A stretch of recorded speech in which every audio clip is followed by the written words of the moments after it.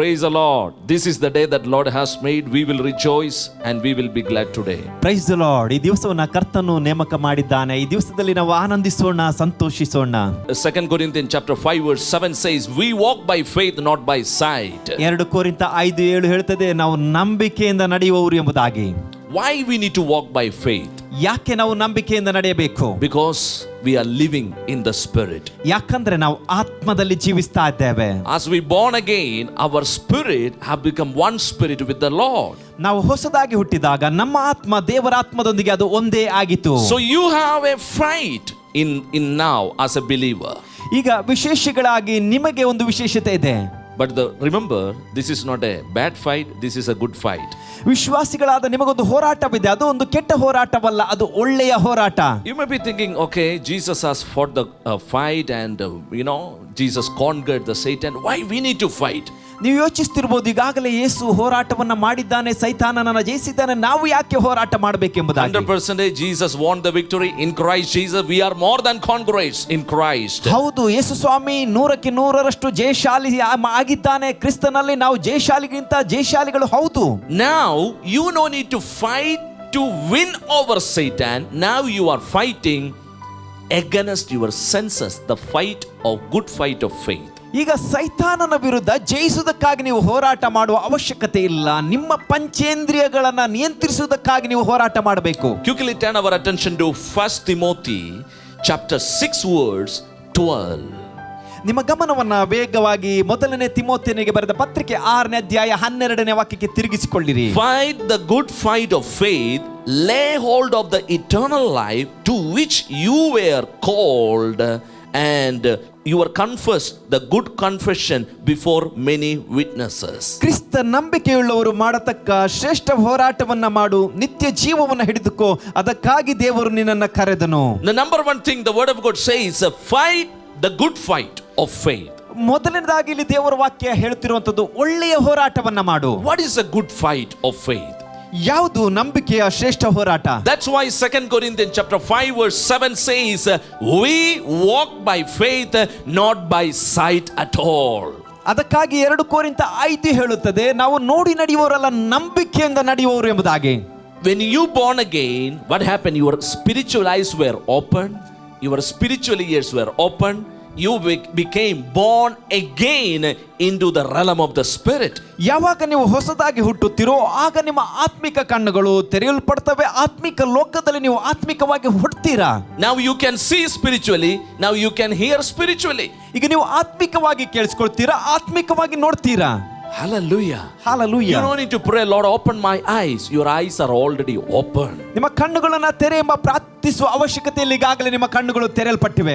In the New Covenant, word of God never says us to pray for the eyes to be opened. We pray the enlightening of our spiritual eye. ಹೊಸ ಒಡಂಬಡಿಕೆಯಲ್ಲಿ ಕಣ್ಣುಗಳನ್ನ ತೆರೆ ಎಂಬ ಪ್ರಾರ್ಥಿಸುವ ಅವಶ್ಯಕತೆ ಇಲ್ಲ, ನಮ್ಮ ಮನೋನೇತ್ರಗಳನ್ನ ಬೆಳಗಿಸು ಎಂಬುದಾಗಿ ಪ್ರಾರ್ಥಿಸಬೇಕು. Quickly turn our attention to Ephesians chapter 1 verse 18 says, I pray that eyes of your understanding, your inner man's eyes be enlightened, so that you may know what is the hope of your calling. ಎಫೆಸದವರಿಗೆ ಬರೆದ ಪತ್ರಿಕೆ 1ನೇ ಅಧ್ಯಾಯ 18ನೇ ವಾಕ್ಯ, ಆತನು ನಿಮ್ಮ ಮನೋನೇತ್ರಗಳನ್ನು ಬೆಳಗಿಸಿ ಆತನಿಂದ ಕರೆಸಿಕೊಂಡವರು ನಿರೀಕ್ಷಿಸುವ ಪದವಿ ಎಂತದೆಂಬುದನ್ನು, ದೇವಜನರೆಂಬ ಆತನ ಸ್ವಾಸ್ಥ್ಯದ ಮಹಿಮಾತಿಶಯವು ಎಂತದೆಂಬುದನ್ನು ನಂಬುವರಾದ ನಮ್ಮಲ್ಲಿ ಆತನು ಸಾಧಿಸುವ ಪರಾಕ್ರಮವು ಎಷ್ಟು ಅತಿಶಯವಾದದ್ದು. Precious people of God, the key is revelation. ಅಮೂಲ್ಯವಾದ ಪ್ರಿಯರೇ, ನಮಗೆ ಗೊತ್ತಾಗಬೇಕಾದದ್ದು ಪ್ರಕಟಣೆ. The light means it will show your destiny, it will show your path. ನೋಡ್ರಿ, ಬೆಳಕಂದ್ರೆ ನಿಮ್ಮ ಗುರಿಯನ್ನ, ನಿಮ್ಮ ಮಾರ್ಗವನ್ನ ಅದು ತೋರಿಸ್ತದೆ. A believer is how to walk in the light of the word of God. ಒಬ್ಬ ವಿಶ್ವಾಸಿ ದೇವರ ವಾಕ್ಯದ ಬೆಳಕಿನಲ್ಲಿ ಹೇಗೆ ನಡೆಯಬೇಕೆಂಬುದನ್ನು ತಿಳಿದಿರಬೇಕು. That's why the word of God says in Psalm says, your word is a lamp and a light to my feet. ಅದಕ್ಕಾಗಿ ಕೀರ್ತನೆಯಲ್ಲಿ ವಾಕ್ಯ ಹೇಳುತ್ತದೆ, ನಿನ್ನ ವಾಕ್ಯವೇ ನನ್ನ ಕಾಲಿಗೆ ದೀಪವಾಗಿದೆ, ಬೆಳಕಾಗಿದೆ ಎಂಬುದಾಗಿ. That means it will show your exact direction where you should go. ಅದರ ಅರ್ಥ ನೀವು ಎಲ್ಲಿಗೆ ಹೋಗಬೇಕೆಂಬ ಸರಿಯಾದ ಮಾರ್ಗವನ್ನು ಅದು ನಿಮಗೆ ತೋರಿಸುತ್ತದೆ. That means in the spiritual realm there is a rod and there is a direction every believer supposed to walk. ಅದರ ಅರ್ಥ ಆತ್ಮಿಕ ಮಂಡಳಿಯಲ್ಲಿ ಪ್ರತಿಯೊಬ್ಬ ವಿಶ್ವಾಸಿ ನಡೆಯಬೇಕಾದ ಮಾರ್ಗ ಹಾಗೂ ಮಾರ್ಗಕ್ಕೆ ಬೇಕಾದ ಮಾರ್ಗದರ್ಶನವಿದೆ. Amen. That is the revelation of the word of God and the Holy Spirit. ಅದು ದೇವರ ವಾಕ್ಯದ ಪ್ರಕಟಣೆ ಹಾಗೂ ಪವಿತ್ರಾತ್ಮನು. Word and the Spirit function together in our life. ವಾಕ್ಯ ಮತ್ತು ಆತ್ಮವು ನಮ್ಮ ಜೀವಿತದಲ್ಲಿ ಒಟ್ಟಾಗಿ ಕಾರ್ಯವನ್ನು ಮಾಡುತ್ತದೆ. Hallelujah. That's why the word of God says your spirit man is always connected to the things of the spirit. ಅದಕ್ಕಾಗಿ ದೇವರ ವಾಕ್ಯ ಹೇಳ್ತದೆ, ನಿಮ್ಮ ಆತ್ಮವು ಆತ್ಮಿಕ ಕಾರ್ಯಗಳಿಗೆ ಸಂಬಂಧಪಟ್ಟೋದ್ರ ಮೇಲೆ ಅದು ಮನಸ್ಸಿಟ್ಟಿರುತ್ತದೆ. Man shall not live alone by bread, but by every word that is proceed from the mouth of God. ಮನುಷ್ಯನು ರೊಟ್ಟಿ ತಿಂದ ಮಾತ್ರಕ್ಕೆ ಬದುಕುವುದಿಲ್ಲ, ದೇವರ ಬಾಯಿಂದ ಹೊರಡುವ ಪ್ರತಿಯೊಂದು ಮಾತುಗಳಿಂದ ವಾಕ್ಯಗಳಿಂದ ಬದುಕ್ತಾನೆ. Human body need a physical food, but our spirit man, the real you, need the revelation, that is the nourishment. ಶಾರೀರಿಕ ಮನುಷ್ಯನಿಗೆ ಆಹಾರ ಬೇಕು, ಆದರೆ ನಿಜವಾದ ನಿಮ್ಮ ಆತ್ಮಿಕ ಮನುಷ್ಯ ಆತ್ಮನಿಗೆ ಆತ್ಮಿಕ ಪ್ರಕಟಣೆಯ ಮನ್ನ ಬೇಕು. Hallelujah. So what happened means, as a believer, as you feed on the word of God in your inner man, ವಿಶ್ವಾಸಿಗಳಾಗಿ ನೀವು ನಿಮ್ಮ ಆಂತರ್ಯ ಮನುಷ್ಯನಿಗೆ ನೀವು ಅದನ್ನ ಸಂತೃಪ್ತಿಗೊಳಿಸುತ್ತಿರುವಾಗ, your five senses, what you see, what you hear, what you feel, what you smell, what you taste, that five senses, it will come under your subjection. ಆಗ ನಿಮ್ಮ ಪಂಚೇಂದ್ರಿಯಗಳು, ನಿಮ್ಮ ಕಣ್ಣು, ನಿಮ್ಮ ಮೂಗು, ನಿಮ್ಮ ಕಿವಿ, ನಿಮ್ಮ ಬಾಯಿ, ಇದು ನಿಮ್ಮ ಹಿಡಿತಕ್ಕೆ ಬರುತ್ತದೆ. That means you will not be controlled by what you see in the outer world. ಆಗ ಹೊರಗಿನ ಲೋಕದಲ್ಲಿ ನೀವು ಏನನ್ನ ನೋಡ್ತೀರೋ ಅದರ ಹಿಡಿತದಲ್ಲಿರುವುದಿಲ್ಲ. You will fight the good fight of faith. ನೀವು ನಂಬಿಕೆಯ ಒಳ್ಳೆಯ ಹೋರಾಟವನ್ನ ಮಾಡ್ತೀರಿ. You will say, I refuse to believe what I feel in my physical body. ನನ್ನ ಶರೀರದಲ್ಲಿ ನಾನು ಏನು ಭಾವಿಸ್ತಾ ಇದ್ದೇನೋ, ಏನು ನನಗೆ ತೋಚುತ್ತಾ ಇದೆಯೋ ಅದನ್ನ ನಾನು ತಿರಸ್ಕರಿಸುತ್ತಾ ಇದ್ದೇನೆ ನಂಬಲು. What does the Bible say about this matter?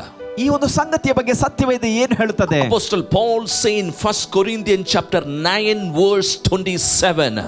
ಮೊದಲನೇ ಕೊರಿಂಥ 9ನೇ ಅಧ್ಯಾಯ 27ನೇ ವಾಕ್ಯದಲ್ಲಿ ಪೌಲನು ಹೇಳ್ತಾನೆ, But I discipline my body and make it my slave. ಇತರರನ್ನ ಹೋರಾಟಕ್ಕೆ ಕರೆದ ಮೇಲೆ ನಾನೇ ಅಯೋಗ್ಯನೆನಿಸಿಕೊಂಡೇನೋ ಎಂಬ ಭಯದಿಂದ ನನ್ನ ಮೈಯನ್ನು ಜಜ್ಜಿ ಸ್ವಾಧೀನಪಡಿಸಿಕೊಳ್ಳುತ್ತೇನೆ. I discipline my body. First thing, I. Who is I? The real I am, the spirit man disciplining the outer man.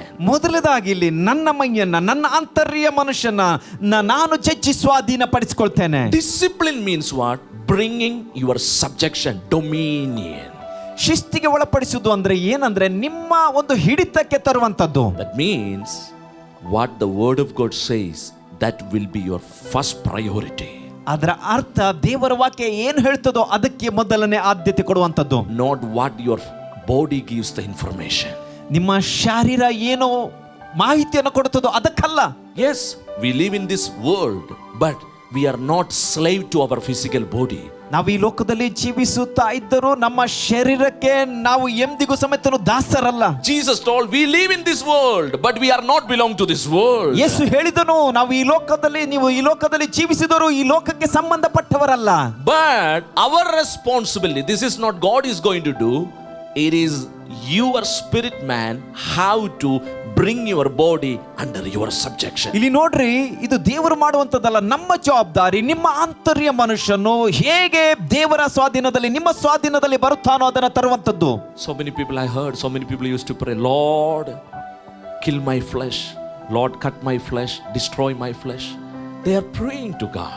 ಅನೇಕರು ಪ್ರಾರ್ಥಿಸುವುದನ್ನು ಕೇಳಿಸಿಕೊಂಡಿದ್ದೇನೆ. ದೇವರೇ ನನ್ನ ಶರೀರವನ್ನ ಮುರಿ, ನನ್ನ ಶರೀರವನ್ನ ಜಜ್ಜು, ದೇವರೇ ನನ್ನನ್ನ ಮುರಿ ಎಂಬುದಾಗಿ ಈ ರೀತಿ ಪ್ರಾರ್ಥಿಸ್ತಾರೆ. Come on, it looks something very, holy prayer, but that is a foolish prayer. ಇದು ಕಾಣಲು ಬಹಳ ಪರಿಶುದ್ಧವಾದ ಪ್ರಾರ್ಥನೆ ತರ ಕಂಡ್ರು ಇದು ಎಲ್ಲೋ ಒಂದು ಕಡೆ ಮೂರ್ಖತನದ ಪ್ರಾರ್ಥನೆ ಆದಾಗೆ ಇರುತ್ತದೆ. Why? God will not do anything against your free will. ಇಲ್ಲಿ ನೋಡ್ರಿ, ದೇವರು ಎಂದಿಗೂ ನಿಮಗೆ ಕೊಟ್ಟಂತ ಉಚಿತವಾದ ಚಿತ್ತಕ್ಕೆ ವಿರೋಧವಾಗಿ, ಆಯ್ಕೆಗೆ ವಿರೋಧವಾಗಿ ದೇವರು ಏನು ಮಾಡುವುದಿಲ್ಲ. Your body is under your subjection. ನಿಮ್ಮ ಶರೀರ ನಿಮ್ಮ ಹಿಡಿತದಲ್ಲಿದೆ. That means whatever you say, that is going to control your physical body. ಹಾಗಿರುವಾಗ ನೀವು ಏನನ್ನ ಹೇಳ್ತೀರೋ ಆಗ ನಿಮ್ಮ ಶರೀರ ನಿಮ್ಮ ಹಿಡಿತಕ್ಕೆ ಬರುತ್ತದೆ. Your mind will be controlled by your words, your body will be controlled by your words, your life is under your subjection. ನಿಮ್ಮ ಮನಸ್ಸು ನಿಮ್ಮ ಮಾತಿನ ಹಿಡಿತದಲ್ಲಿ, ನಿಮ್ಮ ಶರೀರ ನಿಮ್ಮ ಮಾತಿನ ಹಿಡಿತದಲ್ಲಿ, ನಿಮ್ಮ ಕ್ರಿಯೆಗಳು ನಿಮ್ಮ ಮಾತಿನ ಹಿಡಿತದಲ್ಲಿ ಇರುತ್ತದೆ. That's why the apostle Paul says, but I discipline my body and make it as my slave or my servant.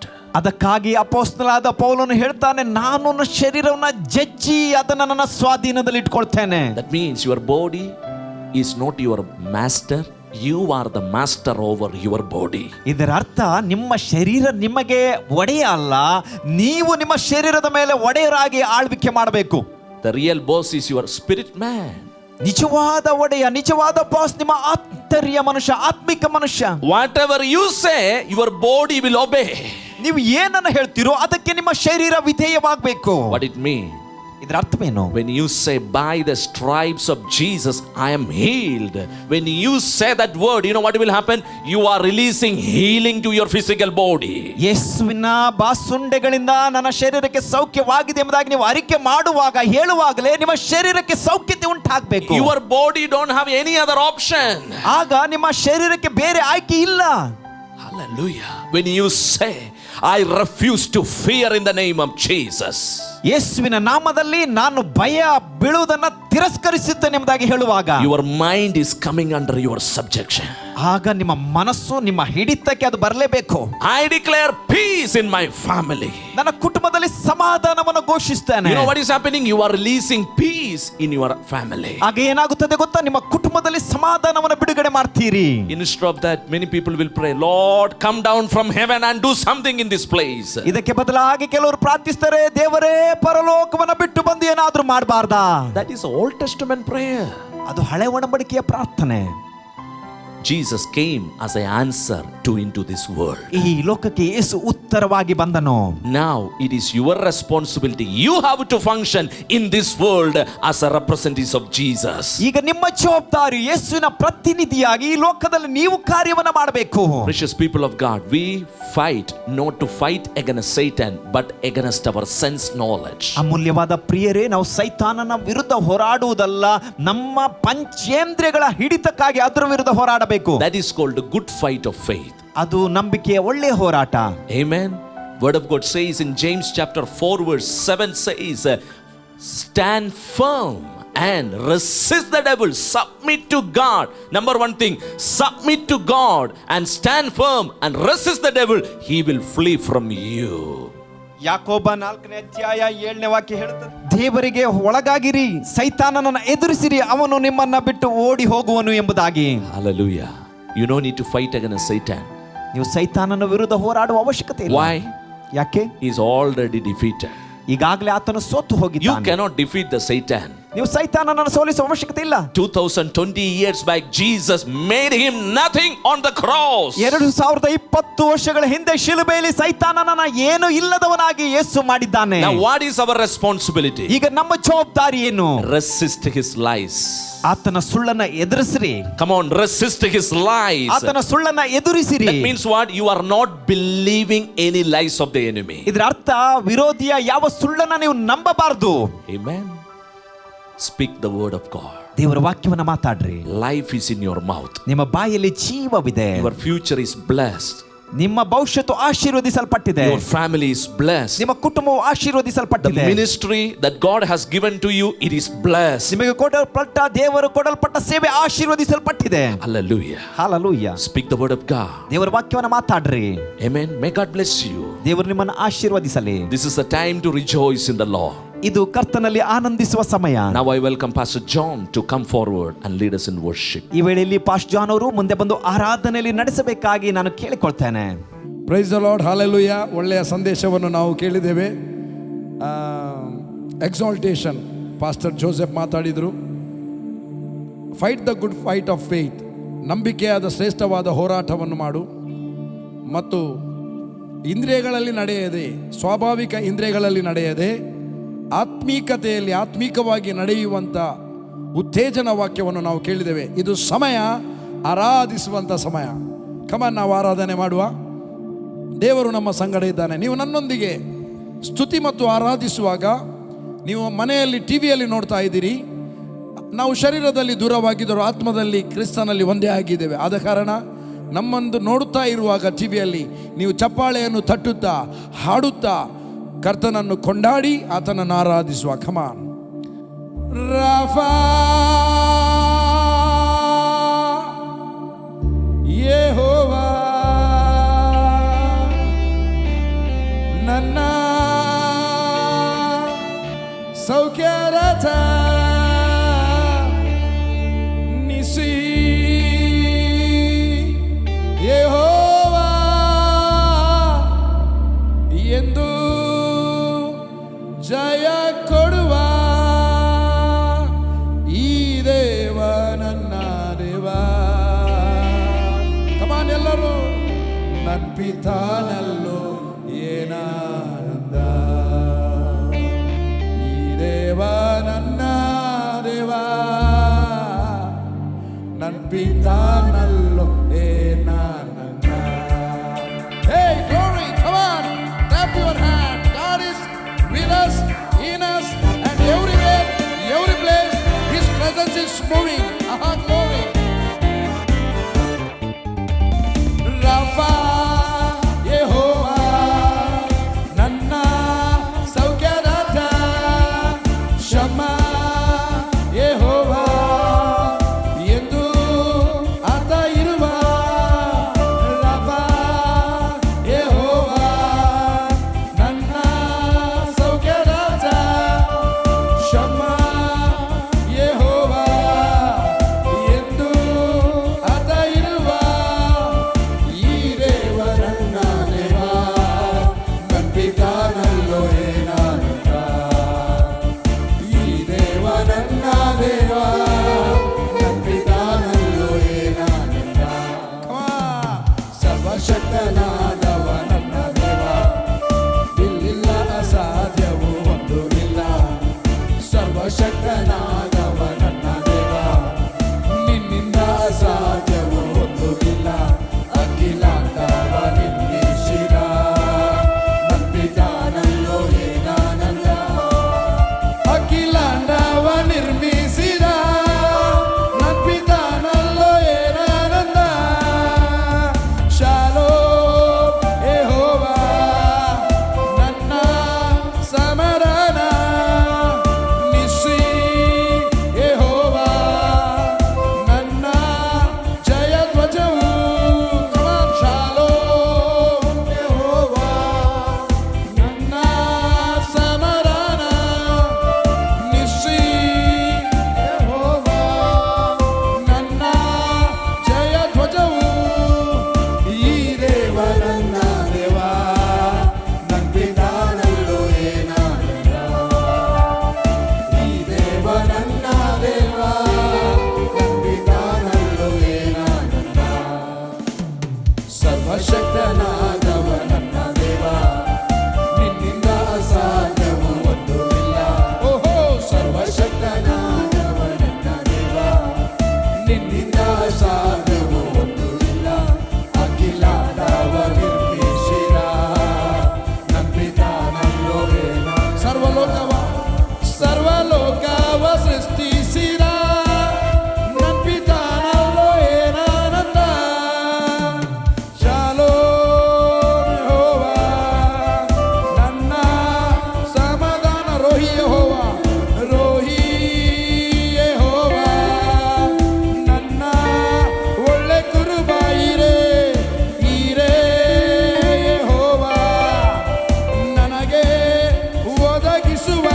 Rohi Rohi ಯೆಹೋವಾ ನನ್ನ ಒಳ್ಳೆ ಕುರುಬ, ಈರೇ ನನಗೆ ಒದಗಿಸುವ. ಈ ದೇವ ನನ್ನ ದೇವ, ನನ್ನ ಪಿತಾನಲ್ಲೋ ಏನಾನಂದ. ಈ ದೇವ ನನ್ನ ದೇವ, ನನ್ನ ಪಿತಾನಲ್ಲೋ ಏನಾನಂದ. ಹೋ, ಸರ್ವಶಕ್ತನಾದವ ನನ್ನ ದೇವ, ನಿನ್ನಿಂದ ಸಾಧ್ಯವೂ ಒಂದು ಇಲ್ಲ. ಸರ್ವಶಕ್ತನಾದವ ನನ್ನ ದೇವ, ಓಹೋ, ನಿನ್ನಿಂದ ಸಾಧ್ಯವೂ ಒಂದು ಇಲ್ಲ. ಸರ್ವಲೋಕವ ಸೃಷ್ಟಿಸಿದ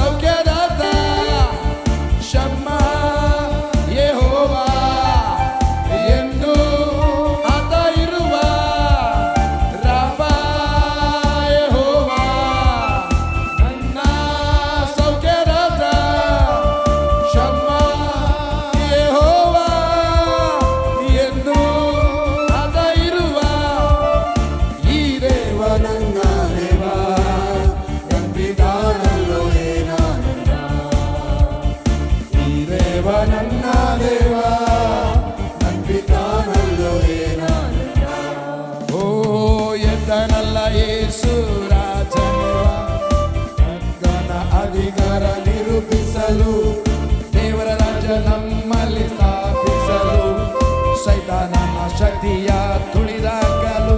ಎಂತನಲ್ಲ ಯೇಸು ರಾಜನಿವ, ಕರ್ತನ ಅಧಿಕಾರ ನಿರೂಪಿಸಲು, ದೇವರ ರಾಜ್ಯ ನಮ್ಮಲ್ಲಿ ಸ್ಥಾಪಿಸಲು, ಸೈತಾನನ ಶಕ್ತಿಯ ತುಳಿದಾಕಲು.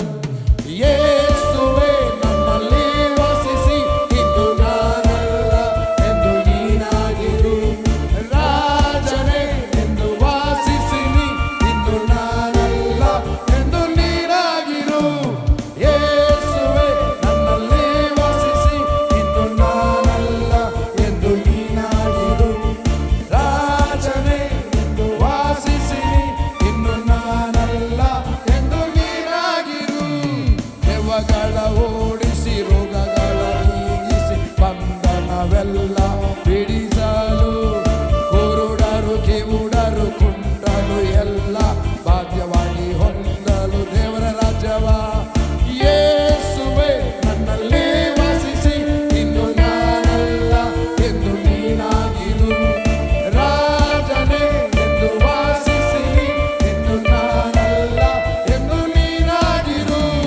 ಯೇಸುವೇ ನನ್ನಲ್ಲಿ ವಾಸಿಸಿ ಇನ್ನು ನಾನಲ್ಲ ಎಂದು ನೀನಾಗಿದ್ದೀ, ರಾಜನೇ ಎಂದು ವಾಸಿಸಿನಿ ಇನ್ನು ನಾನಲ್ಲ ಎಂದು ನೀನಾಗಿದ್ದೀ. ಯೇಸುವೇ ನನ್ನಲ್ಲಿ ವಾಸಿಸಿ ಇನ್ನು ನಾನಲ್ಲ.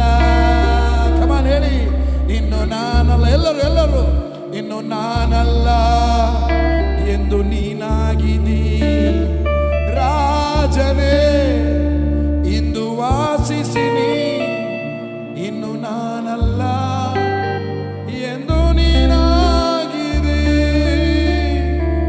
Thank you lord. ಕರ್ತನೇ, ನೀನು ನನ್ನ ರಾಫ, ನನ್ನ ತಂದೆ, ನನ್ನ ಬಾಳಿನ ಆರೋಗ್ಯದಾಯಕನು ನೀನೇ. ನಿನ್ನನ್ನು ಬಿಟ್ಟರೆ ಬೇರೆ ಆರೋಗ್ಯದಾತನು ಯಾರೂ ಇಲ್ಲ. ಇಸ್ರಾಯೇಲರು ಕಾಡಿನಲ್ಲಿ ನಡೆಯುವಾಗ ಅವರ ಕಾಲು ಸವೆಯಲಿಲ್ಲ, ಅವರ ಮೆಟ್ಟು ಸವೆಯಲಿಲ್ಲ, ಅವರ ಬಟ್ಟೆ ಗಿಡ್ಡದಾಗಲಿಲ್ಲ, ಅದು ತನ್ನಷ್ಟಕ್ಕೆ ಬೆಳೆಯುತ್ತಾ ಹೋಯಿತು. ಅಂಥ ಅದ್ಭುತದ ದೇವರು, ಭೂಲೋಕ ಪರಲೋಕಗಳಿಗೆ ದೇವರು ನಮ್ಮ ತಂದೆ ನೀನು. Thank you Jesus. ಓ ತಂದೆ, ನಿನಗೆ ಸ್ತೋತ್ರ ಸ್ವಾಮಿ. ಯೇಸುವೇ ಸ್ತೋತ್ರ. ಕಾಡಿನಲ್ಲಿ ಕೂಡ ದೈವ ಜನ ಮಧ್ಯರಿ ಕೂಡ ನಡೆದ ನಿಸಿಯೇ, ಕಾಲು ಕೆರಗಾಳು ಸವೆದು ಹೋಗದಂತೆ ಕೂಡ ನಡೆದ ನಿಸಿಯೇ. Glory. Come on. Clap your hands.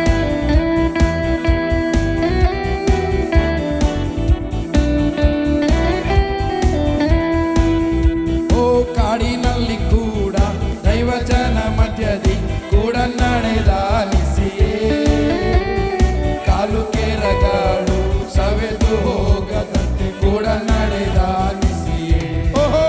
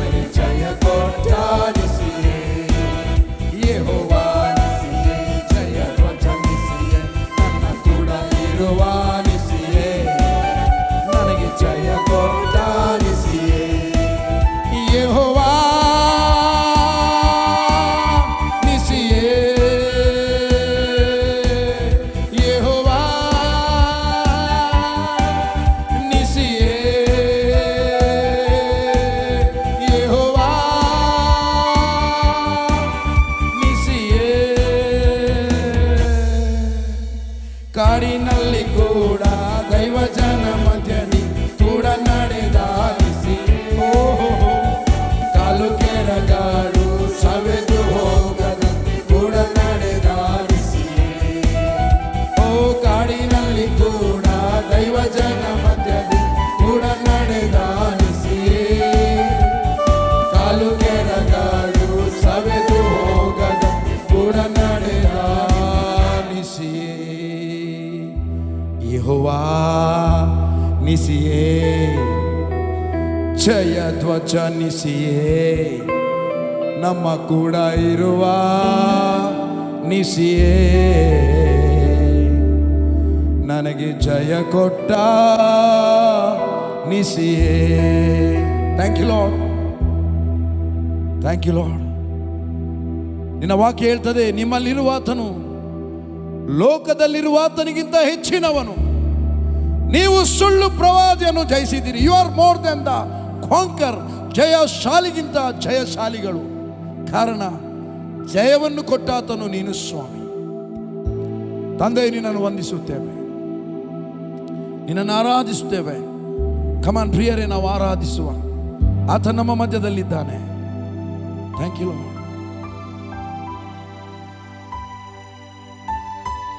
ಓ, ವಿಚಿತ್ರವಾಗಿಯೂ ಅದ್ಭುತವಾಗಿಯೂ ನಮ್ಮನ್ನು ಸೃಷ್ಟಿಸಿದ್ದಾನೆ. ಅಮೂಲ್ಯವಾಗಿಯೂ ಮಾನ್ಯವಾಗಿ ನಮ್ಮನ್ನು ರೂಪಿಸಿದ ದೇವರು ನಮ್ಮ ತಂದೆ ಆತನು. ಅದಕ್ಕಾಗಿ ಹಾಡುವ, ವಿಚಿತ್ರವಾಗಿಯೂ ಅದ್ಭುತವಾಗಿಯೂ ನಮ್ಮನ್ನು ಸೃಷ್ಟಿಸಿದ ದೇವರು ನೀನೇ.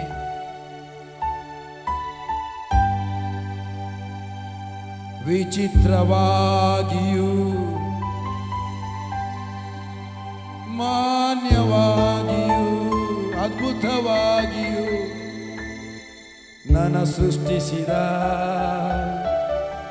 ತಂದೆ ನೀನೇ. ಅಮೂಲ್ಯವಾಗಿಯೂ ಮಾನ್ಯವಾಗಿಯೂ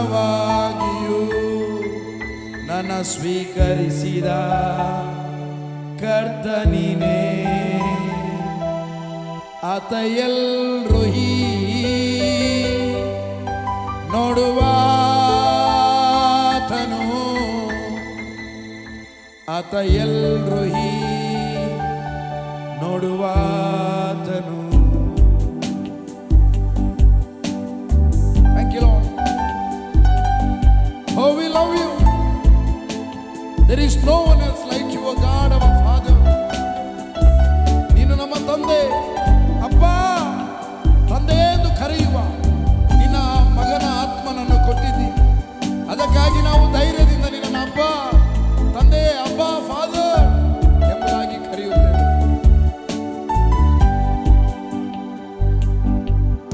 ಆತ ಎಲ್ರೋಹಿ, ನೋಡುವಾತನು. ಆತ ಎಲ್ರೋಹಿ, ನೋಡುವಾತನು. ಆತ ಎಲ್ರೋಹಿ,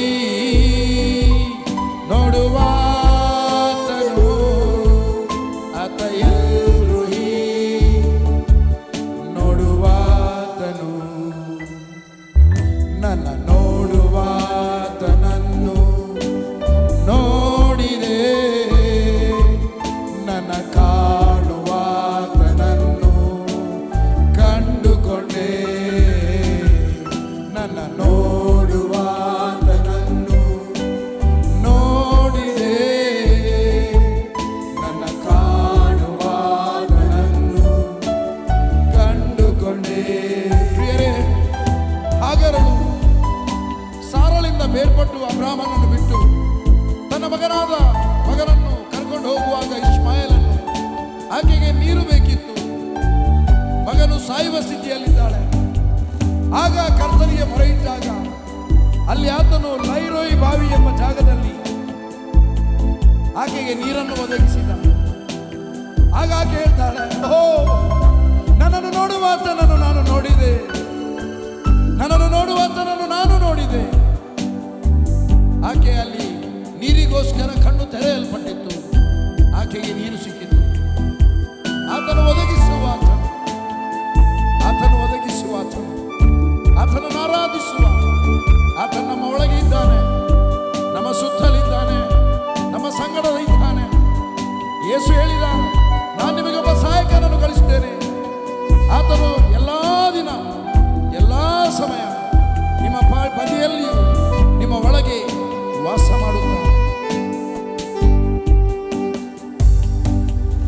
ಆತ ಎಲ್ರೋಹಿ ನೋಡುವಾತನು, ಆತ ಎಲ್ರೋಹಿ ಕಾಣುವಾತನು. ವಿಚಿತ್ರವಾಗಿಯೂ ಅದ್ಭುತವಾಗಿಯೂ ನನ್ನ ಸೃಷ್ಟಿಸಿದ ತಂದೆ ನೀನೇ. ಅಮೂಲ್ಯವಾಗಿಯೂ ಮಾನ್ಯವಾಗಿಯೂ ನನ್ನ ಸ್ವೀಕರಿಸಿದ ಕರ್ತ ನೀನೇ. ಆತ ಎಲ್ರೋಹಿ ನೋಡುವಾತನು, ಆತ ಎಲ್ರೋಹಿ ಕಾಣುವಾತನು, ಆತ ಎಲ್ರೋಹಿ ನೋಡುವಾತನು, ಆತ ಎಲ್ರೋಹಿ ಕಾಣುವಾತನು. प्यारे पिता, तूने हमसे इतना प्यार किया, हमें पापों से छुड़ाने को अपने बेटे को कुर्बान किया. प्यारे पिता, प्यारे पिता, तूने हमसे इतना प्यार किया, हमें पापों से छुड़ाने को अपने बेटे को कुर्बान किया. हम गाए हो साना,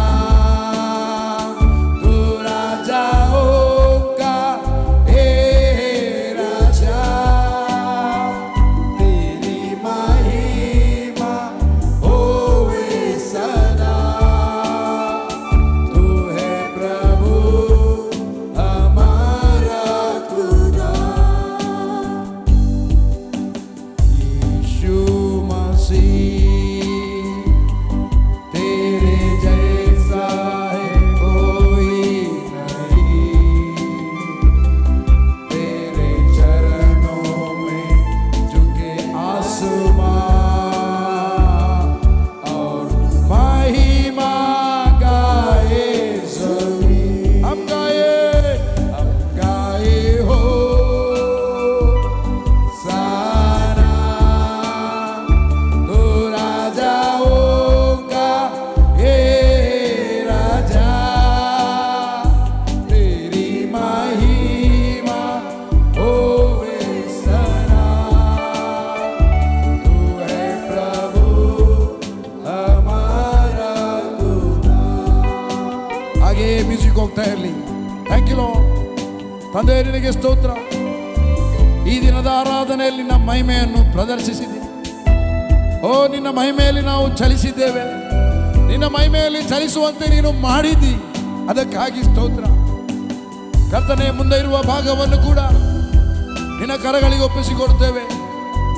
ಸಭಾಪಾಲಕರಾದ ರೋಷನ್ ಲೋಬರ್ ಅವರು ಮಾತನಾಡುವಾಗ, ಓ, ನಿನ್ನ ವಾಕ್ಯ ಹೇಳ್ತದೆ, ನೀವು ನನ್ನ ಬಳಿಯಲ್ಲಿದ್ದು ನಮ್ಮಿಂದ ವಾಕ್ಯವನ್ನು ಕೇಳಿದಾಗ ಅದು ಬರೀ ಮನುಷ್ಯರ ವಾಕ್ಯವನ್ನು ಎಣಿಸದೆ ದೇವರ ವಾಕ್ಯವನ್ನು ಎಣಿಸಿ ಅಂಗೀಕರಿಸಿದ್ದಕ್ಕಾಗಿ ನಾನು ಮೊದಲು ದೇವರಿಗೆ ಸ್ತೋತ್ರವನ್ನು ನೀಡುತ್ತೇನೆ. ಅದು ನಿಜವಾಗಿಯೂ ದೇವರ ವಾಕ್ಯವೇ. ಅದು ನಂಬುವವರಾದ ನಿಮ್ಮಲ್ಲಿ ಬಲವಾಗಿ ಕಾರ್ಯವನ್ನು ಮಾಡುತ್ತದೆ. ಅದೇ ರೀತಿ ಇವರ ಬಾಯಿಂದ ಹೊರಡುವಂತಹ ಪ್ರತಿಯೊಂದು ನಿನ್ನ ಮಾತುಗಳು ಕೇಳುವವರಾದ ಇವರೆಲ್ಲರ ಮೇಲೆ ಅದು ತನ್ನ ಕಾರ್ಯವನ್ನು ಮಾಡಲಿ.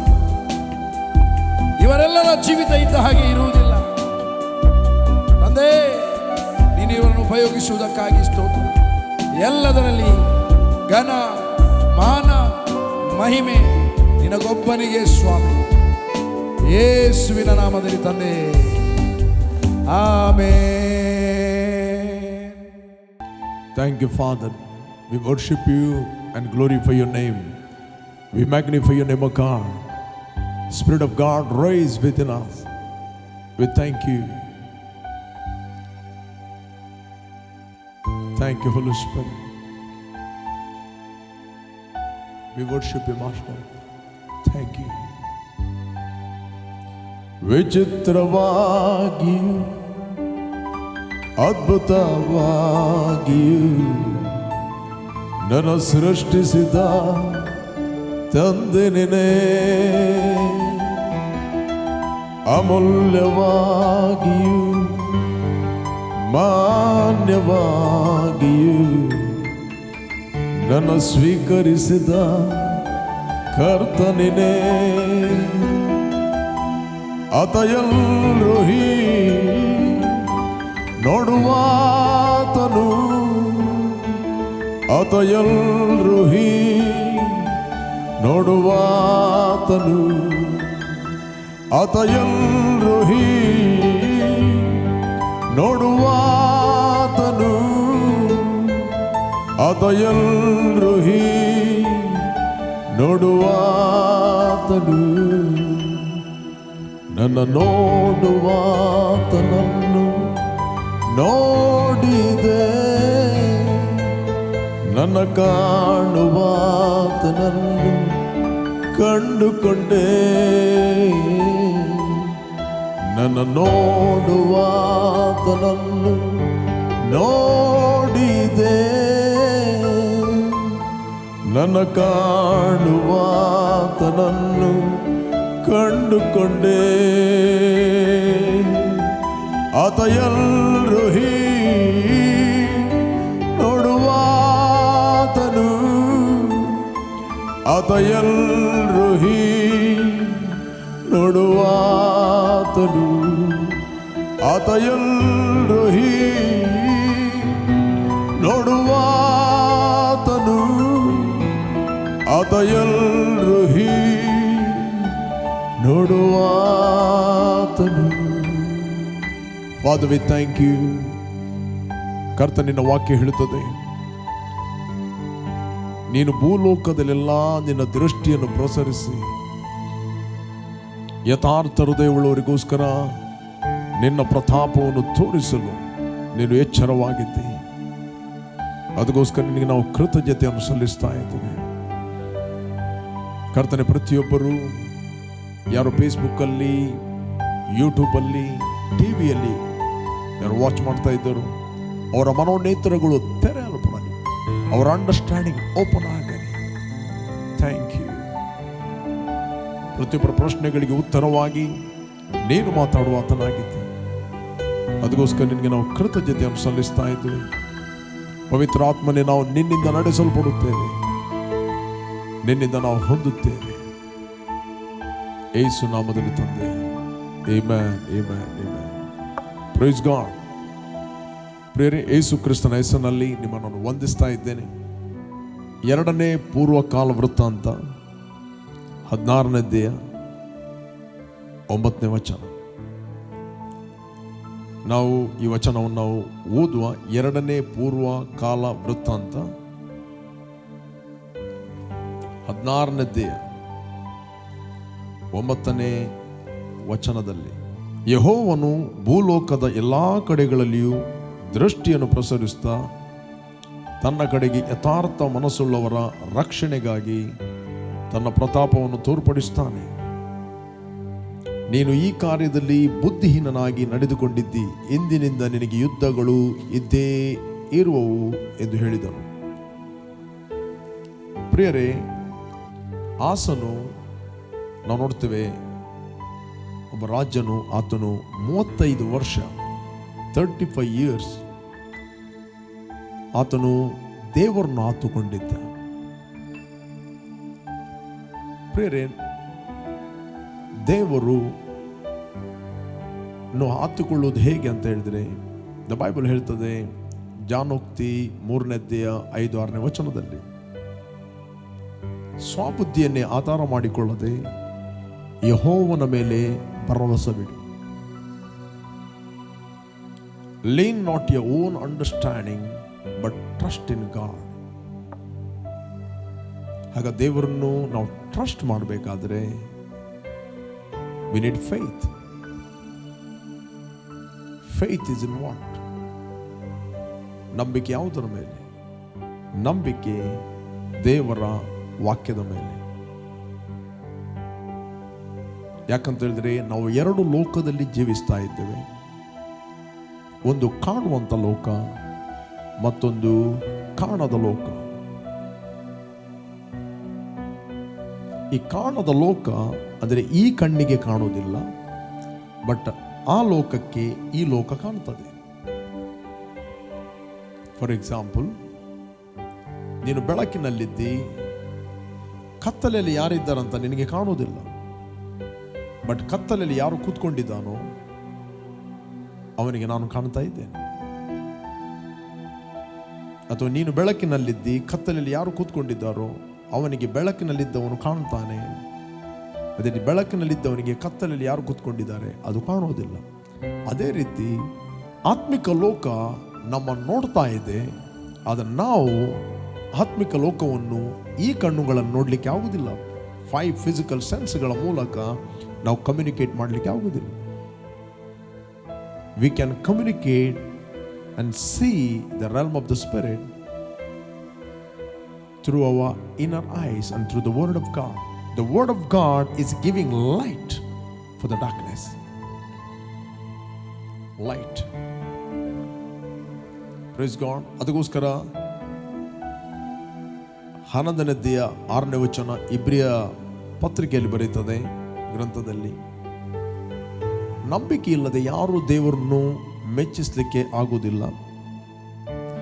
ದೇವರ ಬಳಿಗೆ ಬರುವವನು ದೇವರು ಇದ್ದಾನೆ ಮತ್ತು ಆತನು ಹುಡುಕುವವರಿಗೆ ತಕ್ಕ ಪ್ರತಿಫಲವನ್ನು ಕೊಡುತ್ತಾನೆ ಎಂದು ನಂಬುವುದು ಅವಶ್ಯ. ದೇವರ ಬಳಿಗೆ ಬರುವವನು ದೇವರು ಇದ್ದಾನೆ. ಹೇಗೆ ಇದ್ದಾನೆ? ವಾಕ್ಯದಲ್ಲಿ ಹೇಗೆ ಬರೆಯಲ್ಪಟ್ಟಿದೋ ಹಾಗೇ ಇದ್ದಾನೆ. The word of God is the expression of God himself. ಅದಕ್ಕೋಸ್ಕರ ಬೈಬಲ್ ಇರ್ತದೆ, ಯೆಹೋವನು ಸಾಮ್ಯೇಲನಿಗೆ ತನ್ನ ವಾಕ್ಯದ ಮೂಲಕ ತನ್ನನ್ನು ಪ್ರಕಟಿಸಿಕೊಂಡನು ಅಂತ ಬೈಬಲ್ ಇರ್ತದೆ. Through the word of God ಆತನು ಪ್ರಕಟಿಸಿಕೊಂಡನು. ಎಷ್ಟು ನೀವು ದೇವರ ವಾಕ್ಯವನ್ನು ಮೆಡಿಟೇಟ್ ಮಾಡುತ್ತೀರಿ, you can see God, you can see the realm of the spirit. ಈ ಆಸನು 35 ವರ್ಷ ಕಾಣದ ಲೋಕದಲ್ಲಿರುವ ದೇವರನ್ನು, ಅವನನ್ನು ನೋಡುತ್ತಾ ಇರುವ ದೇವರನ್ನು ಆತನು ಆತುಕೊಂಡಿದ್ದನು. 35 ವರ್ಷ ಆತನು ದೇವರನ್ನು ಆತುಕೊಂಡ ಕಾರಣ ಅವನ ರಾಜ್ಯದಲ್ಲಿ ಸಮಾಧಾನವಿತ್ತು ಅಂತ ಬೈಬಲ್ ಹೇಳ್ತದೆ. There was peace. ಅದಕ್ಕೆ ಬೈಬಲ್ ಹೇಳ್ತದೆ 15ನೇ ಅಧ್ಯಾಯ 19ನೇ ವಚನ, 2ನೇ ಪೂರ್ವ ಕಾಲವೃತ್ತ ಅಂತ, ಅವನ ಆಳ್ವಿಕೆಯ 35ನೇ ವರ್ಷದವರೆಗೂ ಯುದ್ಧವಿರಲಿಲ್ಲ. Praise God. ಆಸನ ಆಳ್ವಿಕೆಯ 36ನೇ ವರ್ಷದಲ್ಲಿ ಇಸ್ರಾಯೇಲ್ ರಾಜನಾದ ಬಾಷನ ಯಹೂದ್ಯರಿಗೆ ವಿರುದ್ಧವಾಗಿ ಬಂದು ಯಾರೋ ಯಹೂದ್ಯ ಅರಸನಾದ ಆಸನ ಬಳಿಗೆ ಹೋಗಿ ಬರುವುದಕ್ಕಾಗದಂತೆ ರಾಮಕೋಟೆಯನ್ನು ಕಟ್ಟಿಸಿದ. Praise God. ಇವನೇನು ಮಾಡಿದ? ಏನೊಬ್ಬ ಅರಸನ ಸಹಾಯವನ್ನು ತೆಗೆದುಕೊಂಡ. ಅದರ ಅರ್ಥ ಭುಜಬಲದ ಮೇಲೆ ಇನ್ಫ್ಲುಯೆನ್ಸ್, ನ್ಯಾಚುರಲ್ ಇನ್ಫ್ಲುಯೆನ್ಸ್ ಅದು ತೆಗೆದುಕೊಂಡ. ದೇವರು ಆತನಿಗೆ ಕರೆಕ್ಷನ್ ಕೊಟ್ಟ. 7ನೇ ವಚನ ನೋಡ್ತೇವೆ. ಆ ಕಾಲದ ದರ್ಶಿಯಾದ ಹನಾನ್ಯ ಯಹೂದ್ಯರ ಅರಸನಾದ ಆಸನ ಬಳಿಗೆ ಬಂದು ಅವನಿಗೆ, ನೀನು ನಿನ್ನ ದೇವರಾದ ಯೆಹೋವನ ಮೇಲೆ ಆತುಕೊಳ್ಳದೆ ಅರಾಮ್ಯ ಅರಸನ ಮೇಲೆ ಆತುಕೊಂಡದ್ದರಿಂದ ಅರಾಮ್ ರಾಜನ ಸೈನ್ಯವು ನಿನ್ನ ಕೈಗೆ ಬೀಳದಂತೆ ತಪ್ಪಿಕೊಂಡಿತ್ತು. ಕೂಶಲಭ್ಯರ ಸೈನ್ಯವು ಅಪರಿಮಿತವಾದ ರಥಾಶ್ವ ಬಲಗಳುಳ್ಳ ಮಹಾಸೈನ್ಯವಲ್ಲವು.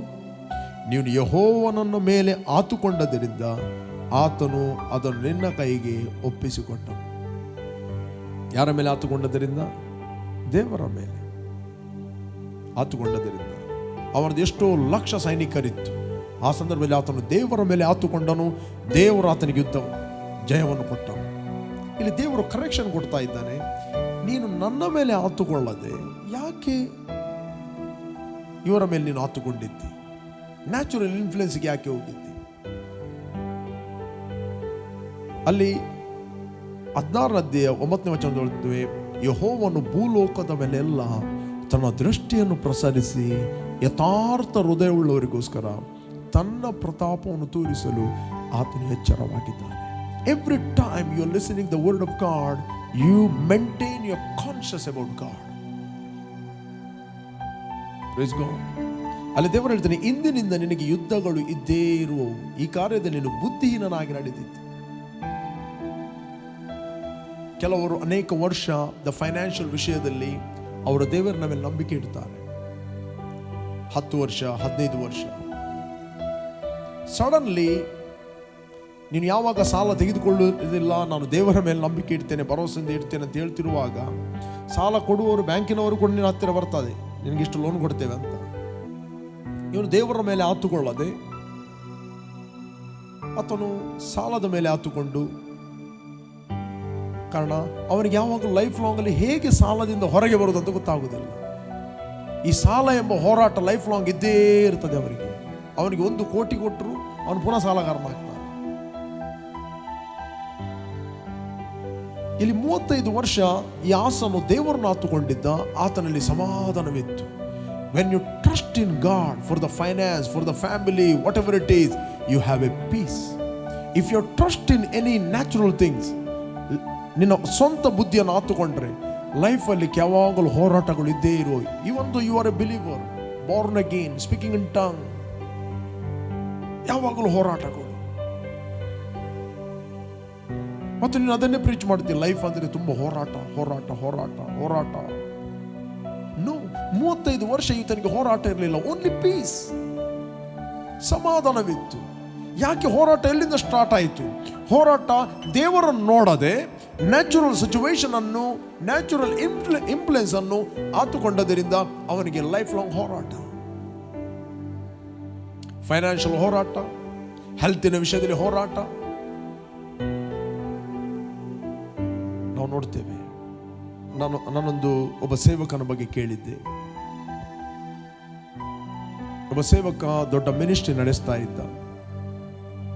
ಅದನ್ನು ಸೇವೆಯನ್ನು ಮಾಡುತ್ತಿರುವಾಗ ಟಿವಿ ಮಿನಿಸ್ಟ್ರಿಗೆ ಅವನು ಫೇತಲ್ಲಿ ಸೇವೆ ಮಾಡುವ ಟಿವಿ ಮಿನಿಸ್ಟ್ರಿಗೆ 2-3 ತಿಂಗಳದ್ದು ಅವನು ಪೇಮೆಂಟ್ ಕೊಡುವಂಥದ್ದು ಕೊಡಲಿಲ್ಲ. ಉಳಿದ ಎಲ್ಲ ಏರಿಯಾದಲ್ಲಿ ಅವನು ಸರಿಯಾಗಿ ಟೈಮ್ ಪೇಮೆಂಟ್ ಕೊಡ್ತಾ ಇದ್ದ. ಆತನು ದೇವರ ಹತ್ರ ಕೇಳಿದ, ದೇವರೇ, ನನ್ನ ಕೆಲವು ಇನ್ಸ್ಟ್ರೂಮೆಂಟ್ಗಳಿವೆ, ಅದನ್ನು ನಾನು ಮಾರಿ ಈ ಸಾಲವನ್ನು ತೀರಿಸುವುದಾ ಅಂತ ಕೇಳಿದ. ಅದಕ್ಕೆ ದೇವರು ಕೇಳಿದ, ಓಕೆ, ಇವತ್ತು ನೀನು ಆ ಇನ್ಸ್ಟ್ರೂಮೆಂಟ್ಗಳನ್ನು ಮಾರ್ತಿ, ನಾಳೆ ಏನು ಮಾರ್ತಿ ಅಂತ ಕೇಳಿದ. ಇವತ್ತು ಈ ಇನ್ಸ್ಟ್ರೂಮೆಂಟ್ಗಳನ್ನು ಮಾರ್ತಿ, ಅದರ ಹಣ ಟಿವಿಯದ್ದು ನೀನು ಪೇಮೆಂಟ್ ಮಾಡಲಿಕ್ಕೆ, ನಾಳೆ ಎಂತ ಮಾರ್ತಿ? ದೇವರು ಕೇಳಿದ, ನೀನು ನನ್ನ ಮೇಲೆ ಆತುಕೊಳ್ಳದೆ ಆ ಇನ್ಸ್ಟ್ರೂಮೆಂಟ್ಗಳ ಮೇಲೆ ಆತುಕೊಳ್ಳಬೇಡ. Praise God. ಯಾವಾಗ ಆತನು ದೇವರ ಮೇಲೆ ಟ್ರಸ್ಟ್ ಮಾಡಿದ, ಪೀಸ್, ಸಮಾಧಾನವಾಯಿತು, ಫೈನಾನ್ಸ್ ರಿಲೀಸ್ ಆಯಿತು. Praise God. ಪ್ರಿಯರೇ, ದೇವರು ಯಾವತ್ತೂ ಬಯಸುತ್ತಿಲ್ಲ ನಾವು ಪರಿಸ್ಥಿತಿಗಳ ಮೇಲೆ ಆತುಕೊಂಡು ನಮ್ಮ ಲೈಫಲ್ಲಿ ಹೋರಾಟ ಇರುವುದಂತ. ದೇವರಲ್ಲಿ ಅವನು ಖರ್ಚು ಮಾಡಿದಲ್ಲ ಆಸನಿಗೆ. ದೇವರು ಯಾವಾಗಲೂ ಆಸನಿಗೆ ಹೆಲ್ಪ್ ಮಾಡಲಿಕ್ಕೆ ರೆಡಿಯಾಗಿದ್ದ. ದೇವರು ಅವನಿಗೆ ಹೇಳಿದ, ನೀನು ನನ್ನನ್ನು ಆತುಕೊಳ್ಳದೆ ಹೋದ ಕಾರಣ, ಪರಿಸ್ಥಿತಿಗಳನ್ನು ಅಥವಾ ಇನ್ಫ್ಲುಯೆನ್ಸ್ ಅನ್ನು ಆತುಕೊಂಡದರಿಂದ ನಿನಗೆ ಇವತ್ತಿನಿಂದ ಹೋರಾಟಗಳೇ ಇದ್ದೇ ಇರುತ್ತವೆ. ದ ಬೈಬಲ್ ಹೇಳ್ತಿದೆ, ಆತನ 39ನೇ ವರ್ಷದಲ್ಲಿ ಆತನ ಕಾಲುಗಳಿಗೆ ಬಹು ಕಠಿಣವಾದ ರೋಗ ಬಂತು ಅಂತ ಬೈಬಲ್ ಹೇಳ್ತದೆ. ನಾನು ನಿಮಗೆ ಓದ್ತೇನೆ ವಚನವನ್ನು. ಇಂದಿನಿಂದ ನಿನಗೆ ಯುದ್ಧಗಳು ಇದ್ದೇ ಇರುವವು ಎಂದು ಹೇಳಿದನು. ಆಸನು ಈ ಮಾತುಗಳ ದೆಸೆಯಿಂದ ಬೇಸರಗೊಂಡು ದರ್ಶೆಯ ಮೇಲೆ ಕೋಪಗೊಂಡು ಅವನನ್ನು ಸೆರೆಮನೆಯಲ್ಲಿಡಿಸಿ ಕೊಳ ಹಾಕಿಸಿದನು. ಇದಲ್ಲದೆ ಜನರಲ್ಲಿ ಕೆಲವರನ್ನು ಪೀಡಿಸಿದನು. ಇಲ್ಲಿಂದ ವ್ಯಕ್ತಿ ಕರಪ್ಟ್ ಆದ. ದೇವರ ಸೇವೆ ಮಾಡುತ್ತಿರುವ ಅವನಿಗೆ ಬೋಧನೆ ಮಾಡುತ್ತಿದ್ದ, ಅವನಿಗೆ ಕರೆಕ್ಷನ್ ಕೊಡ್ತಿದ್ದ, ಅವನಿಗೆ ಡೈರೆಕ್ಷನ್ ಕೊಡ್ತಿದ್ದ ಸೇವಕನ ಮೇಲೆ ಕೂಡ ಅವನು ಸಿಟ್ಟುಗೊಂಡ. ಪ್ರತಿಯೊಬ್ಬ ವ್ಯಕ್ತಿಗೆ ದೇವರು ವಿಲ್ ಕೊಟ್ಟಿದ್ದಾನೆ. ಅವನು ಡಿಸೈಡ್ ಮಾಡಬೇಕು, ನೀನು ಎಲ್ಲಿ ಹೋಗ್ತೀಯ ಅಂತ. ನೀನು ಮಂಗಳೂರು ಕಡೆಗೆ ಗಾಡಿ ತಿರುಗಿಸ್ತೀಯಾ ಅಥವಾ ಉಡುಪಿ ಕಡೆಗೆ ದಾರಿ ತಿರುಗಿಸ್ತೀಯಾ, ಅದು ನಿನ್ನ ಡಿಸಿಷನ್. ನಿನ್ನ ಡಿಸಿಷನ್ನ ಮೇಲೆ ಪ್ರಾಫಿಟ್ ಬಂದು ನಿನಗೆ ಲೈಟ್ ಕೊಡ್ತಾನೆ, ಮುಂದೆ ಏನಿದೆ ಅಂತ. ಪ್ರಾಫಿಟ್ ಅಷ್ಟೇ ಹೇಳುವುದು. ಮುಂದೆ ಟೋಲ್ ಗೇಟ್ ಇದೆ, ಅದರ ನಂತರ ಇನ್ನೊಂದು ಟೋಲ್ ಗೇಟ್ ಇದೆ ಹೋಗುವಾಗ, ಮತ್ತು ಅಲ್ಲಿ ಮುಂದೆ ಸ್ವಲ್ಪ ರಸ್ತೆ ಹಾಳಾಗಿದೆ. ಅವನಷ್ಟೇ ಹೇಳುದು, ಆ ರೋಡನ್ನೇ ಹೇಳುದು ಅಷ್ಟೇ. ನೀನು ಈಚೆ ಹೋದರೆ ಇಂಥ ಸಮಸ್ಯೆಗಳಿವೆ, ಇಂಥ ಪ್ರಾಬ್ಲಮ್ಗಳಿವೆ. ದೇವರು ಪ್ರಾಫಿಟ್ ಅವನು ಹೋಗುವ ದಾರಿಯನ್ನು ಅವರಿಗೆ ಜಸ್ಟ್ ರಿವೀಲ್ ಮಾಡೋದು ಅಷ್ಟೇ. ಅದರ ಅರ್ಥ ಅವರು ರೋಡನ್ನು ಹಾಳು ಮಾಡುವುದಲ್ಲ. ಇವರು ಮಿಸ್ಅಂಡರ್ಸ್ಟ್ಯಾಂಡ್ ಮಾಡಿ ಆ ಪ್ರಾಫಿಟ್ನ ಮೇಲೆ, ದೇವರ ದರ್ಶಿಯ ಮೇಲೆ, ದರ್ಶಿ ಅಂದರೆ ಏನು? ನೋಡುವಾತ, ದರ್ಶಿ ಅಂತ, ಸೀಯರ್ ಅಂತ ಹೇಳ್ತಾರೆ. ಸೀಯರ್ ಮುಂದಿನ ರೋಡನ್ನು ನೋಡುವನು, ನೋಡಿ ಹೇಳುವನು ಹೀಗೆ ಇದೆ ಅಂತ. ಸತ್ಯವನ್ನು ಹೇಳಿದವನ ಮೇಲೆ ಅವನು ಕೋಪಗೊಂಡ, ಸೆರೆಮನೆಯಲ್ಲಿ ಹಾಕಿದ, ಡಿಪ್ರೆಸ್ ಆದ, ಜನರನ್ನು ಪೀಡಿಸಲಿಕ್ಕೆ ಸ್ಟಾರ್ಟ್ ಮಾಡಿದ ನಾವು ನೋಡ್ತೇವೆ. ಇವತ್ತು ಅನೇಕರ ಜೀವಿತದಲ್ಲಿ ಅದೇ ರೀತಿ, if you take a right decision which God has ordain the path, ದೇವರು ನಿನಗೆ ನೇಮಿಸಿದ ರಸ್ತೆಯಲ್ಲಿ ನೀನು ಹೋಗುತ್ತಿರುವಾಗ, everything is ordain for you. Right people in the right time, the right place, people are connecting, your future is bright. ನೀತಿವಂತರ ಮಾರ್ಗವು ಮಧ್ಯಾಹ್ನದವರೆಗೂ ಬೆಳಕಿನಂತಿರುತ್ತದೆ, only light. ದುಷ್ಟರ ಮಾರ್ಗವು ಕತ್ತಲೆ ಆಗಿದೆ, ಕನ್ಫ್ಯೂಷನ್, ಸಮಸ್ಯೆಗಳು, ಪ್ರಾಬ್ಲಮ್ಗಳು. ಡಿಸಿಷನ್ ತೆಗೆದುಕೊಳ್ಳುವಂಥದ್ದು ಯಾವ ರೋಡಲ್ಲಿ ನಾನು ಹೋಗ್ಬೇಕಂತ. The God's word is giving the direction. Praise God. The Holy Spirit is will give you the direction and lead you. ಇಲ್ಲಿ ಆತನು ದರ್ಶಿಯ ಮೇಲೆ ಕೋಪಗೊಂಡ, ಜನರನ್ನು ಪೀಡಿಸಲಿಕ್ಕೆ ಸ್ಟಾರ್ಟ್ ಮಾಡಿದ. ದ ಬೈಬಲ್ ಹೇಳ್ತದೆ 12ನೇ ವಚನದಲ್ಲಿ, ಅವನ ಆಳ್ವಿಕೆಯ 39ನೇ ವರ್ಷದಲ್ಲಿ, ನೋಡಿ 3 years ಸ್ಟ್ರಗಲ್ ಆದ, ಹೋರಾಟಗಳು, ಯುದ್ಧಗಳು, ನೋ ಪೀಸ್. ಒಬ್ಬ ವ್ಯಕ್ತಿ ಪೀಸಲ್ಲಿದ್ದರೆ ಅವನೆಲ್ಲರನ್ನೂ ಸಮಾಧಾನ ಪಡಿಸ್ತಾನೆ. ಒಬ್ಬ ವ್ಯಕ್ತಿ ಡಿಪ್ರೆಸ್ ಆದರೆ, ಗಲಿಬಿಲಿ ಆದರೆ ಅವನಿದ್ದರನ್ನು ಗಲಿಬಿಲಿ ಪಡಿಸ್ತಾನೆ. ಅವನ ಮೈಂಡಲ್ಲಿ ಇರ್ತದೆ, ಅವರು ಚೇಂಜ್ ಆಗ್ಬೇಕು, ಇವರು ಚೇಂಜ್ ಆಗ್ಬೇಕು, ಇವರು ಚೇಂಜ್ ಆಗ್ಬೇಕು. ನಾವು ಚೇಂಜ್ ಆಗಬೇಕು. ಓನ್ಲಿ ನಮ್ಮನ್ನು ಚೇಂಜ್ ಮಾಡುವಂಥದ್ದು ಗಾಡ್ಸ್ ವರ್ಡ್. ದೇವರ ವಾಕ್ಯ ನಮ್ಮನ್ನು ಚೇಂಜ್ ಮಾಡುತ್ತದೆ. ನಾನು ಓದ್ತೇನೆ 12ನೇ ವಚನ. ಅವನ ಆಳ್ವಿಕೆಯ 39ನೇ ವರ್ಷದಲ್ಲಿ ಅವನ ಕಾಲುಗಳಿಗೆ ಬಹು ಕಠಿಣವಾದ ರೋಗ ಉಂಟಾಯಿತು. ಈ ರೋಗದಲ್ಲಿಯೂ ಅವನು ಯೆಹೋವನ ಸಹಾಯವನ್ನು ಕೋರದೆ ವೈದ್ಯರ ಸಹಾಯವನ್ನೇ ಕೋರಿದನು. ಅವನ ಆಳ್ವಿಕೆಯ 40ನೇ ವರ್ಷದಲ್ಲಿ ತೀರಿಕೊಂಡು ಪಿತೃಗಳ ಬಳಿಗೆ ಸೇರಲು ಅವನ ಶವವನ್ನು ಬುಕ್ಕಟ್ಟು ಗ್ರಾಮದ ಕಸಿಬಿನ ಮೇರೆಗೆ ಮಿಶ್ರ ಮಾಡಲ್ಪಟ್ಟ ತರತರದ ಸುಗಂಧ ದ್ರವ್ಯಗಳಿಂದ ತುಂಬಿರುವ ಹಾಸಿಗೆಯ ಮೇಲಿಟ್ಟು ಅವನು ತನಗೋಸ್ಕರ ದಾವಿದ ನಗರಲ್ಲಿ ತೋಡಿಸಿದ ಸಮಾಧಿಯಲ್ಲಿ ಅದನ್ನಿಟ್ಟರು. ಅವನಿಗೋಸ್ಕರ ಬಹು ಧೂಪವನ್ನು ಸುಟ್ಟರು. Praise God. ಅವನ ಶವವನ್ನು ದಾವಿದ ನಗರದಲ್ಲಿ, ಆತನು ಮಾತ್ರ ಎಲ್ಲಿ ಹೋದನು? ರಿಯಲ್ ಮ್ಯಾನ್ ಪಿತೃಗಳ ಬಳಿಗೆ ಹೋದನು. ನೀನು ಎಲ್ಲಿ ಹೋಗಬೇಕು ಎಂಬ ಅಡ್ರೆಸ್ ಕೂಡ ಅವನಿಗೆ ದೇವರು ತೋರಿಸ್ತಾನೆ. ಆದರೆ ಅವನು ಅನೇಕ ವರ್ಷ ಬದುಕಬಹುದಿತ್ತು. ಯಾಕಂದ್ರೆ ಕೆಲವೊಮ್ಮೆ ನೀವು ವೈದ್ಯರನ್ನು ಆತುಕೊಳ್ಳುತ್ತೀರಿ. ವೈದ್ಯರು ದೇ ಆರ್ ಗುಡ್, ಅವರು ಒಳ್ಳೆಯವರು, ಅವರು ತಮ್ಮಿಂದ ಆಗುವಂಥ ಬೆಸ್ಟನ್ನು ಅವರು ಮಾಡುತ್ತಾರೆ. V cannot denied their work. ಅವರ ಕೆಲಸವನ್ನು ನಾವು ಡಿನೈಡ್ ಮಾಡೋದಿಲ್ಲ. They are helping us in many way. But ಕೆಲವೊಮ್ಮೆ ವೈದ್ಯರುಗಳ ಕೈಯಲ್ಲಿ ಆಗುವುದಿಲ್ಲ. ಕೆಲವೊಂದು ಸಂಗತಿಯಲ್ಲಿ ದೇವರಿಂದ ಮಾತ್ರ ಆಗುತ್ತದೆ. Praise God. ಇಲ್ಲಿ ಬೈಬಲ್ ಹೇಳ್ತಿದೆ, ವೈದ್ಯರ ಬಳಿಗೆ ಹೋದದ್ದು ತಪ್ಪಲ್ಲ. ಅದರ ಅರ್ಥ ವೈದ್ಯರನ್ನೇ ಆತುಕೊಂಡನು, ದೇವರನ್ನು ಆತುಕೊಳ್ಳಲಿಲ್ಲ. ಅದರಿಂದ ವೈದ್ಯರಿಂದ ಆಗಲಿಲ್ಲ ಅವನು ಗುಣಪಡಿಸಲಿಕ್ಕೆ. ಕೆಲವೊಂದು ಮಾರಣಕರವಾದ ರೋಗಗಳು ವೈದ್ಯರಿಂದ ಆಗುವುದಿಲ್ಲ. ಅವರು ಕೂಡ ಹೇಳ್ತಾರೆ, ಪ್ಲೀಸ್ ಪ್ರೇ, ನಿಮ್ಮ ದೇವರ ಹತ್ರ ಪ್ರಾರ್ಥನೆ ಮಾಡ್ರಿ ಅಂತ. ರೈಟ್? Don't misunderstanding. ಕೆಲವರು ಹೇಳ್ತಾರೆ ಆ ವೈದ್ಯರ ಬಳಿಗೆ ಹೋಗು ತಪ್ಪು. ನೋ, ಅವರು ಕೂಡ ಹೇಳ್ತಾರೆ ನಿಮ್ಮ ದೇವರ ಹತ್ರ ನೀವು ಪ್ರಾರ್ಥನೆ ಮಾಡ್ರಿ, ನಮಗೋಸ್ಕರ ಕೂಡ ಪ್ರಾರ್ಥನೆ ಮಾಡ್ರಿ. ನನಗೆ ಅನೇಕ ವೈದ್ಯರು ಗೊತ್ತು, ನನಗೆ ಅನೇಕ ವಿಶ್ವಾಸಿ ವೈದ್ಯರು ಗೊತ್ತು. ಅವರು ನನ್ನೊಟ್ಟಿಗೆ ಮಾತಾಡುತ್ತಾರೆ, ಅವರು ನನ್ನಿಂದ ವಾಕ್ಯವನ್ನು ಕೇಳ್ತಾರೆ, ಅವರು ವಾಕ್ಯವನ್ನು ಕೂಡ ಆಪರೇಟ್ ಮಾಡುತ್ತಾರೆ. ಅನೇಕ ಸಿಂಪ್ಟಮ್ಸ್ಗಳು ಬಂದಾಗ ಅವರು ಕೂಡ ವಾಕ್ಯದಲ್ಲಿ ಜೀವಿಸ್ತಾರೆ. Praise God. ಅವರು ಕೂಡ ದೇವರನ್ನು ಆತುಕೊಳ್ಳುತ್ತಾರೆ. ಅವರು ಕೂಡ ನನಗೆ ಟೆಸ್ಟಿಮನಿ ಕೊಡುತ್ತಾರೆ. ಅದರರ್ಥ ಅವರು ತಪ್ಪಲ್ಲ. ಅವರದ್ದು ಎಷ್ಟು ಕೆಲಸ ಆಗ್ತದೆ ಅವರು ಮಾಡ್ತಾರೆ. Praise God. ಇಲ್ಲಿ ಆಸನು ವೈದ್ಯರ ಬಳಿಗೆ ಹೋದ ತಪ್ಪಲ್ಲ, ಡೋಂಟ್ ಮಿಸ್ಅಂಡರ್ಸ್ಟ್ಯಾಂಡಿಂಗ್. ಆದರೆ ವೈದ್ಯರಿಂದ ಆಗಲಿಲ್ಲ. ಈ ಸಂದರ್ಭದಲ್ಲಿಯೂ ದೇವರು ಅವನಿಗೆ ಸ್ವಸ್ಥಪಡಿಸಲು ಸಿದ್ಧವಾಗಿದ್ದನು. ಒಂದು ವೇಳೆ ಆತನನ್ನು ಆತುಕೊಂಡಿದ್ದರೆ, ಈ ಸಂದರ್ಭದಲ್ಲಿ ಆತನು ವೈದ್ಯರನ್ನೇ ಆತುಕೊಂಡನು, ಯೆಹೋವನನ್ನು ಆತುಕೊಳ್ಳಲಿಲ್ಲ.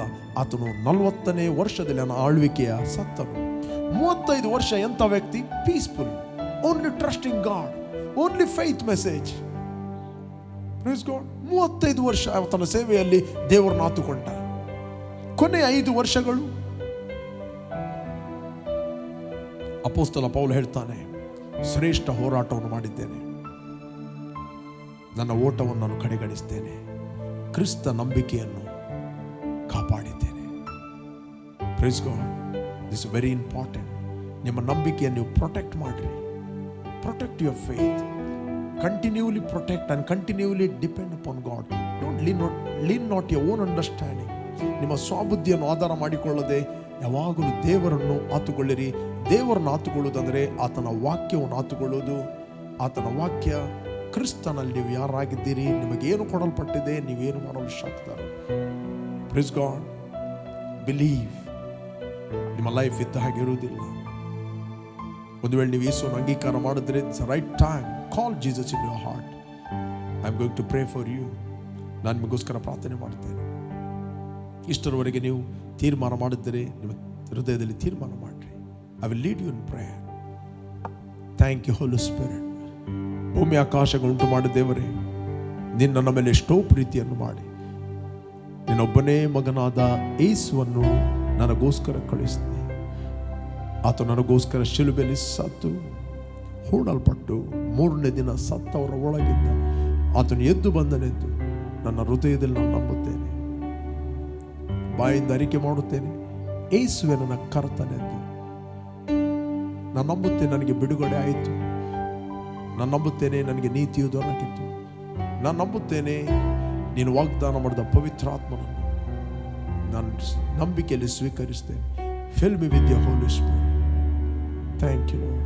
ಕರ್ತನೇ, ಯಾರು ನನ್ನ ಅಂಗೀಕಾರ ಮಾಡಿದ್ದಾರೆ ಅವರಿಗೋಸ್ಕರ ನಾವು ಪ್ರಾರ್ಥಿಸ್ತೇನೆ. ಅವರು ಪ್ರೊಟೆಕ್ಟ್ ಆಗಲಿ. ಅವರ ಜೀವಿತದಲ್ಲಿರುವ ಎಲ್ಲ ದುಷ್ಟ ನಿಯೋಜನೆಗಳು ಮುರಿಯಲ್ಪಡಲಿ. I speak life of God. ಸರಿಯಾದ ವ್ಯಕ್ತಿಗಳು ಸರಿಯಾದ ಸಮಯದಲ್ಲಿ ಸರಿಯಾದ ಪ್ಲೇಸಲ್ಲಿ ಅವರಿಗೆ ಕನೆಕ್ಟ್ ಆಗಲಿ. ಎಲ್ಲ ದುಷ್ಟನ ಯೋಜನೆಗಳು ಅವರ ಜೀವಿತದಲ್ಲಿ ಮುರಿಯಲ್ಪಡಲಿ. ಕರ್ತನೆ, ಯಾರು ವ್ಯಾಧಿಯಲ್ಲಿ, ರೋಗದಲ್ಲಿ, ಸಮಸ್ಯೆಯಲ್ಲಿದ್ದಾರೋ ಅವರೆಲ್ಲರೂ ಹೀಲ್ ಆಗಲಿ, ಕಂಫರ್ಟ್ ಆಗಲಿ, ಎಲ್ಲರಿಂದ ಅವರಿಗೆ ಶುಭ ಉಂಟಾಗಲಿ ಎಂದು ಪ್ರಾರ್ಥಿಸ್ತಾ ಇದ್ದೀನಿ. We believe your protection, believe your health of god. In Jesus name, amen, amen. Praise God. ಪ್ರಿಯರೇ, ಯಾರು ನೀವು ವಾಚ್ ಮಾಡ್ತಾ ಇದ್ದೀರಿ, ಕಂಟಿನ್ಯೂ ಆಗಿ ಬಿಗ್ ಜೆ ಟಿವಿಯನ್ನು ವಾಚ್ ಮಾಡಿರಿ. ಈ ಸೇವೆಗೋಸ್ಕರ ಪ್ರಾರ್ಥನೆ ಮಾಡಿರಿ. ಈ ಸೇವೆಯನ್ನು ಮಾಡುತ್ತಿರುವ ಇಲ್ಲಿಯ ಎಲ್ಲ ಸ್ಟಾಫ್ಗಳಿಗೋಸ್ಕರ, ಜೊತೆ ಸೇವಕರಿಗೋಸ್ಕರ, ಈ ಸೇವೆಯಲ್ಲಿ ಬಿಗ್ ಜೆ ಟಿವಿಯ ಡೈರೆಕ್ಟರ್ ಆಗುವ ಬ್ರದರ್ ಪ್ರಶಾಂತ್ ಅವರ ಫ್ಯಾಮಿಲಿ, ಈ ಸೇವೆ ಸ್ಯಾಟಲೈಟಿಗೆ ಹೋಗ್ಬೇಕಂತಿದೆ. ಅದಕ್ಕೋಸ್ಕರ ನೀವು ಪ್ರಾರ್ಥನೆ ಮಾಡಿರಿ. ಒಂದು ವೇಳೆ ದೇವರು ನಿಮ್ಮಲ್ಲಿ ಮಾತಾಡೋದಾದರೆ, support this ministry. This is your TV. ಇದು ನಿಮ್ಮದಾಗಿದೆ. Jesus loves you so much. God bless you. Amen.